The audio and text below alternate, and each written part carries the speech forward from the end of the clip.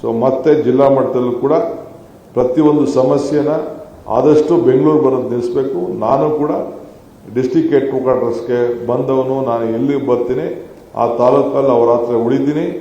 ಬೇರೆ ನಮ್ಮ ಸಾಯಂಕಾಲದತ್ತು ನಮ್ಮ ಲೀಡರ್ಸ್ಗಳ ಹತ್ರ ಏನು ಬೇಕೋ ನಾನು ಮಾತಾಡ್ಕೊಳ್ತೀನಿ.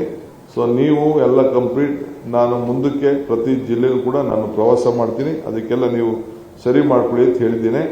ಪ್ರತಿ ತಾಲೂಕಲ್ಲೂ ಕೂಡ ಜನಸಂಪರ್ಕ ಸಭೆ ಕಂಪಲ್ಸರಿ ನಮ್ಮ ಡಿಸ್ಟ್ರಿಕ್ಟ್ ಮಿನಿಸ್ಟರ್ಸ್ ಹೋಗಬೇಕು.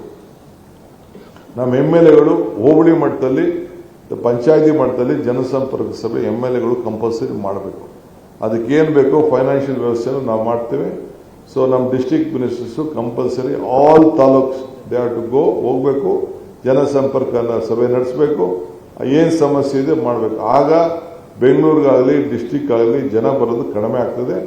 ಕಾನೂನಲ್ಲಿ ಏನು ಅವಕಾಶ ಇದೆ ಅವಕಾಶವನ್ನು ಮಾಡ್ತೇವೆ. ಸೊ ಈ ಸರ್ಕಾರ ಜನರ ಸರ್ಕಾರ, ಜನರ ಹತ್ರ ಇರ್ತದೆ. ಸೊ ಆ ಮಟ್ಟದಲ್ಲಿ ನಾವು ಕಾರ್ಯಕ್ರಮವನ್ನು ರೂಪಿಸ್ತೇವೆ. ಅಧಿಕಾರಿಗಳು ಕೂಡ ಪ್ರತಿ ಗ್ರಾಮ ಪಂಚಾಯತಿಗೆ ಹೋಗಬೇಕಾಗ್ತದೆ.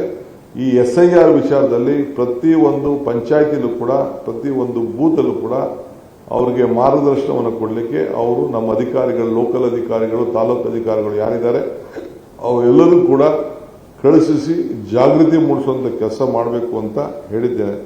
ಸೊ ಅದಕ್ಕೆ ಬೇಸಿಕ್ ಕಾಮನ್ ಸೆನ್ಸ್ ತಲೆಯಲ್ಲಿ ಈ ದೇಶದಲ್ಲಿ ವಿದ್ಯಾವಂತಿಲ್ಲದವರು ನಡೀತದೆ, ಬುದ್ಧಿವಂತಿಲ್ಲದವರು ನಡೀತದೆ, ಪ್ರಜ್ಞಾವಂತಿಕೆ ಇರಬೇಕು. ಆ ಪ್ರಜ್ಞಾವಂತಿಕೆ ನೀವೆಲ್ಲ ಸೇರಿ ಕೆಲಸ ಮಾಡಬೇಕು ಅಂತೇಳಿ ಅವರಿಗೆ ಮಾರ್ಗದರ್ಶನವನ್ನು ಕೊಟ್ಟಿದ್ದೇನೆ.